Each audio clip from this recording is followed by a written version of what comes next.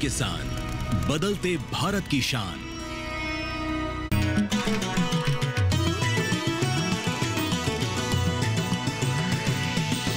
DD किसान, बदलते भारत की शान।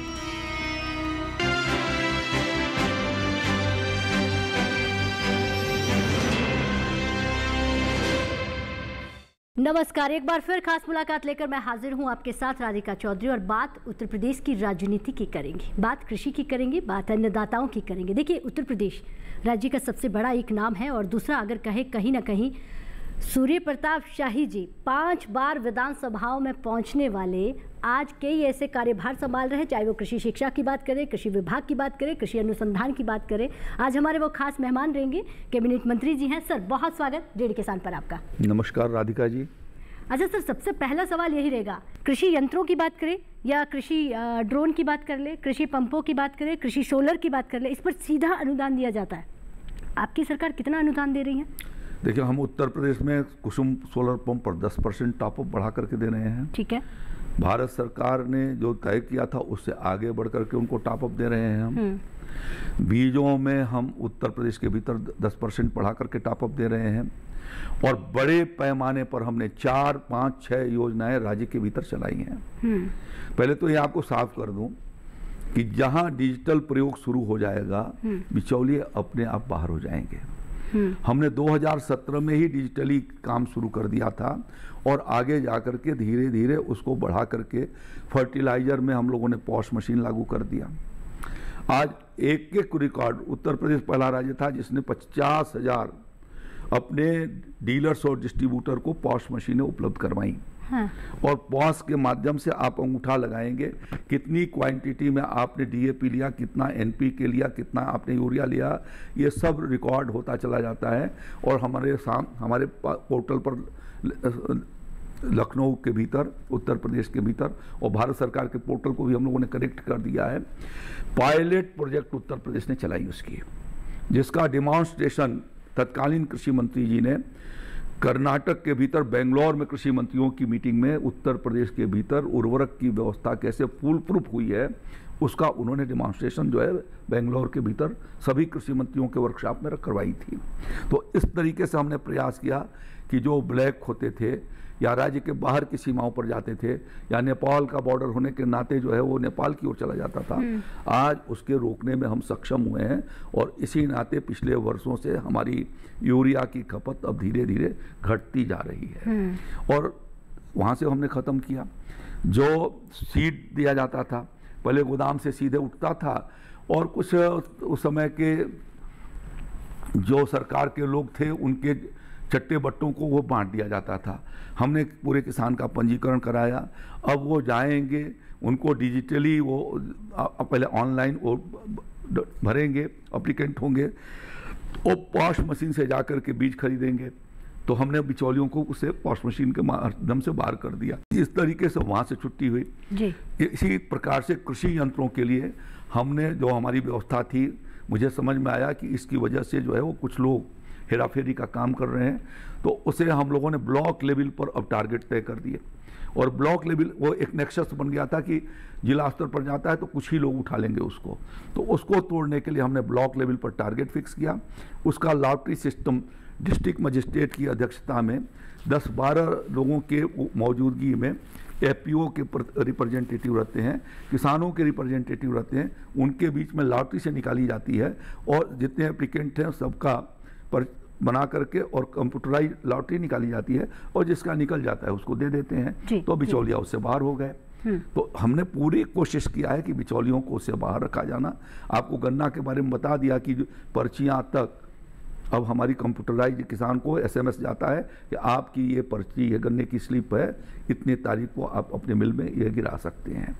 तो अब उससे मैनुअल जो हस्तक्षेप था एग्रीकल्चर सेक्टर का, लगभग अब बाहर हो गया है। क्या बात? अब हम उससे बहुत आगे जा रहे हैं कि हम कैसे किसान को जलवायु की, मौसम की, हवाओं की, वर्षा की, जो मॉइस्चर है उसको जानकारी हम दे सकें।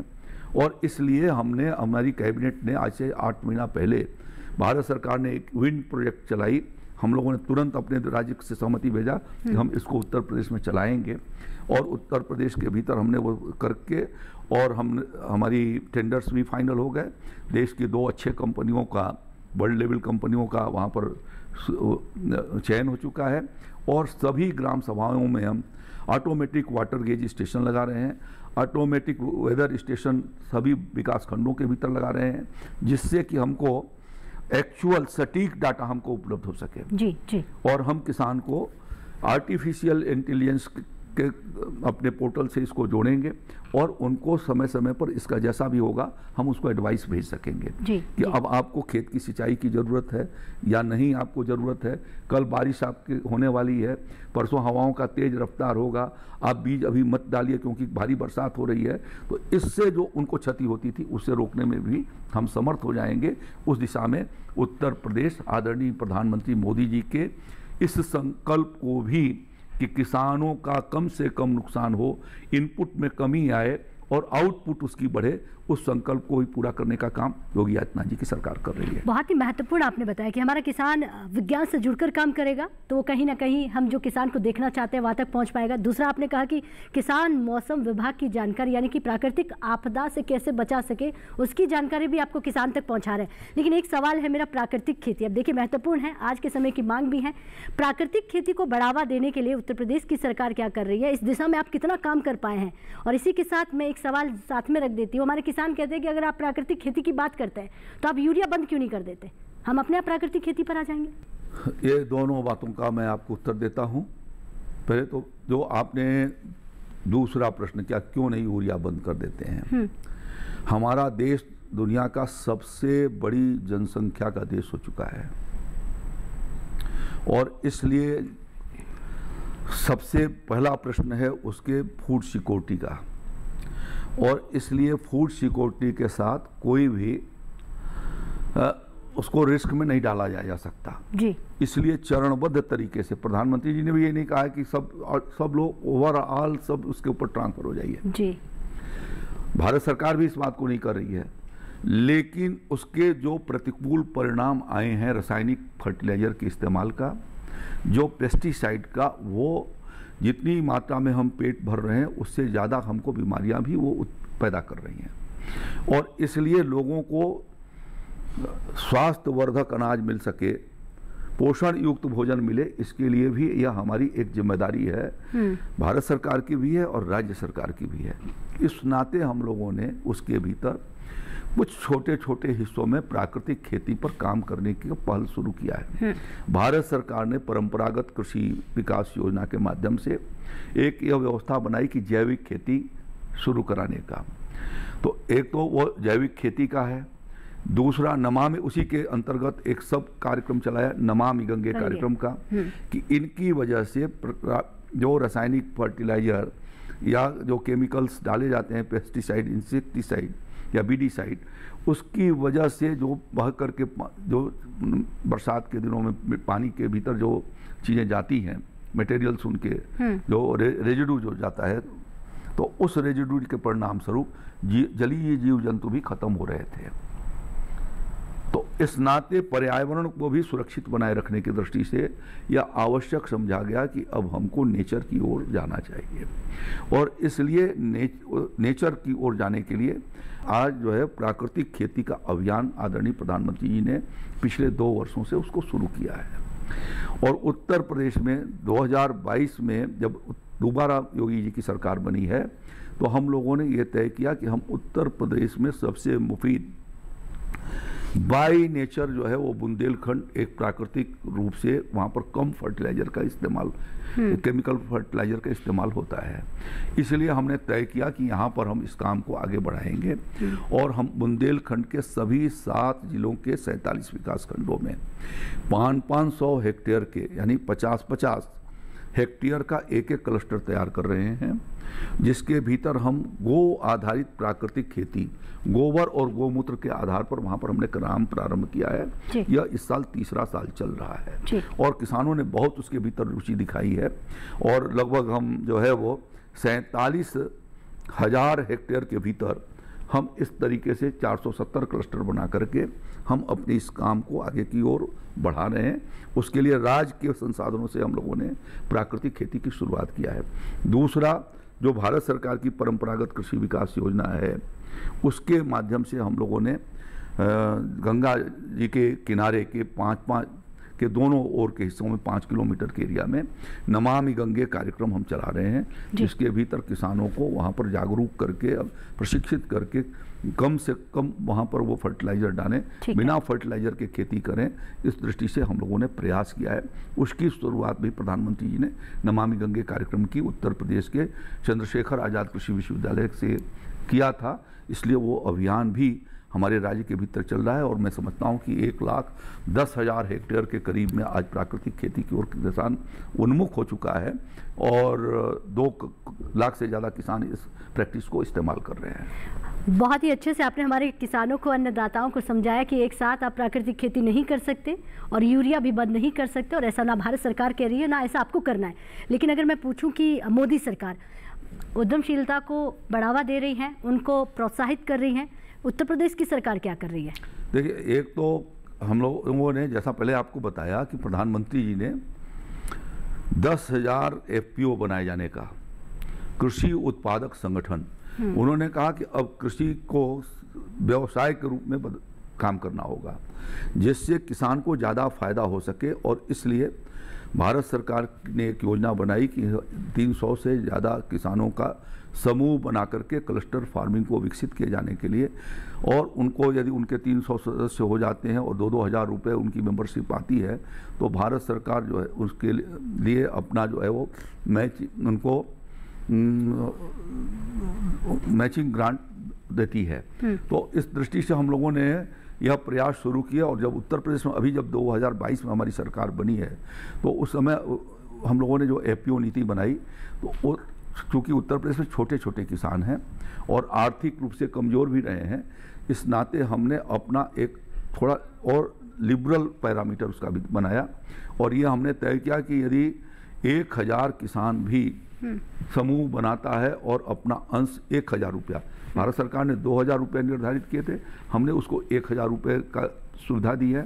और यदि बनाता है तो उसी प्रकार से जैसा भारत सरकार की योजना का शेष हिस्सा है, उसके अनुरूप हम उनको दे करके काम शुरू कराएंगे। हमने आपको बताया कि 4,000 से ज़्यादा FPO हमारे पंजीकृत हो चुके हैं जी।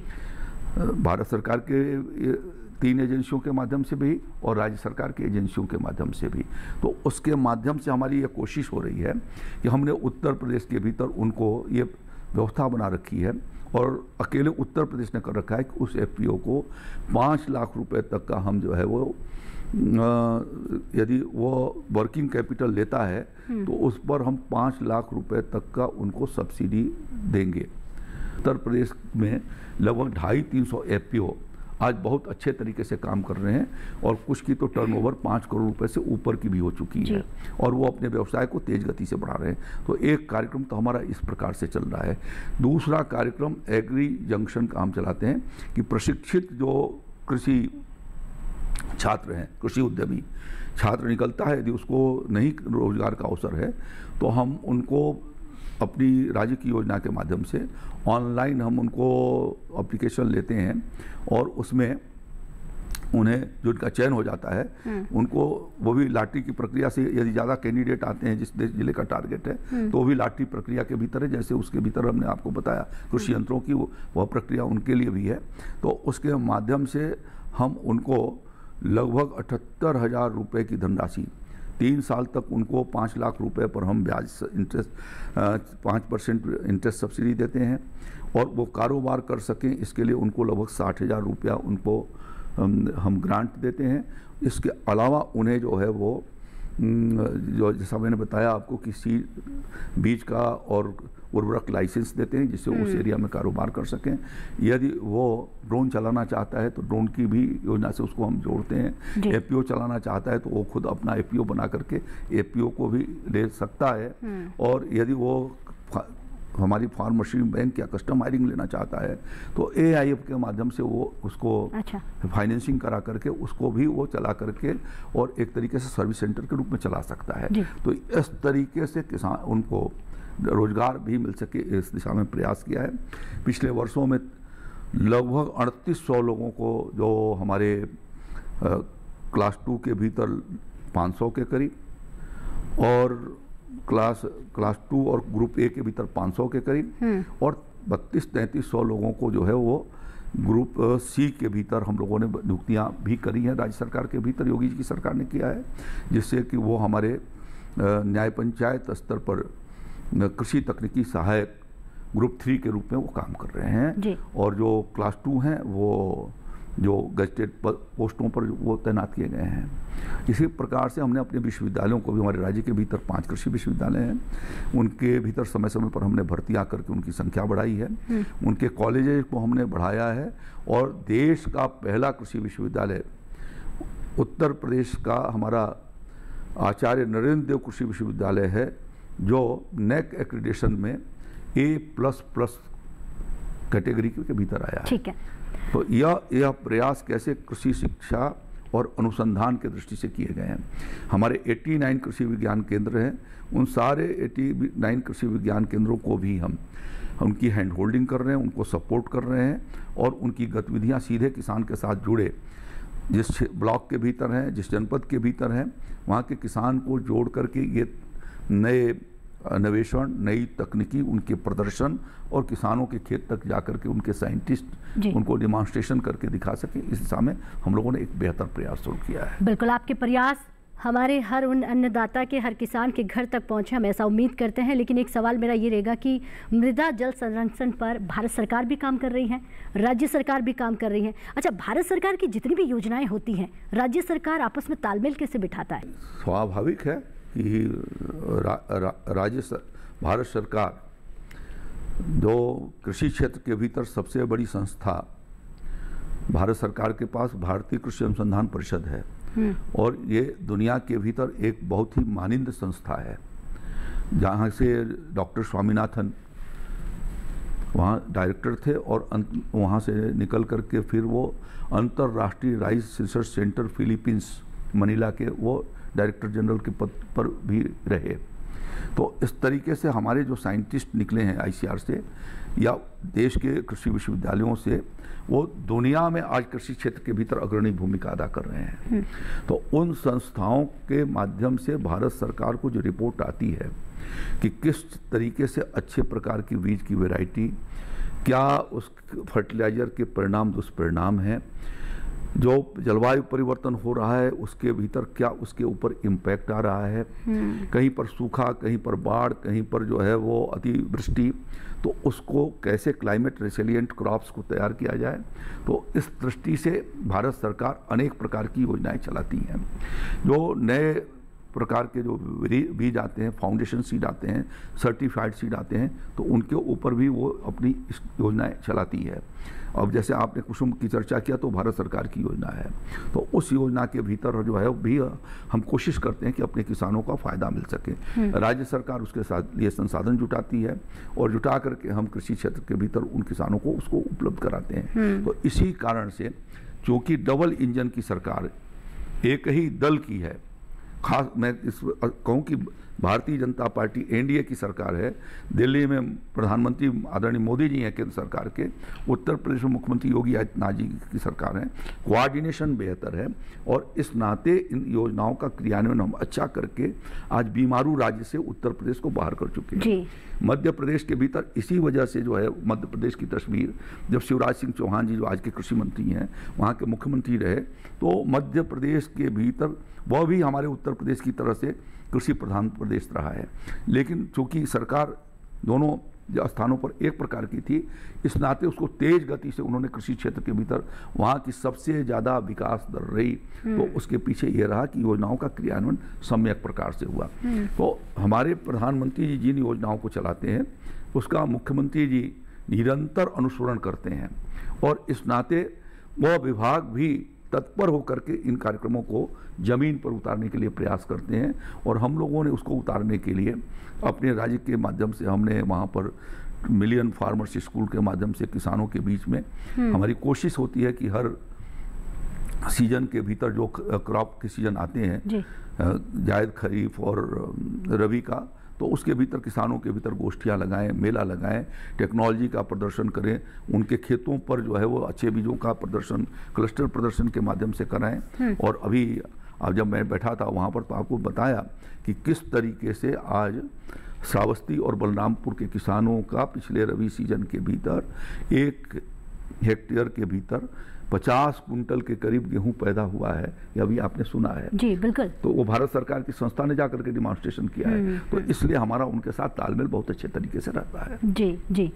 अच्छा सूर्य प्रताप शाही जी, मुझे आपकी एक बात बहुत अच्छी लगती है कि आप सीधा किसान से खुद कनेक्ट होते हैं और कोई महत्वपूर्ण जानकारी देनी है या लेनी है तो आप किसान से सीधा फ़ोन मिला के पूछते हैं कि किस तरह से वहाँ पर काम हुआ है और कैसे। मैं पूछता हूँ, जब फर्टिलाइजर का समय आता है, यदि मुझे पता लगता है कि क्राइसिस कहीं पर है तो मैं उनको फ़ोन पर लिखता हूँ कि जिन जनपदों के भीतर, अपने फेसबुक पर डालता हूं कि जिन जनपदों के भीतर फर्टिलाइजर नहीं है वो किसान हमें, या अपनी डिटेल के साथ कि किस क्रय केंद्र पर नहीं है, आप उसका विवरण भेजिए।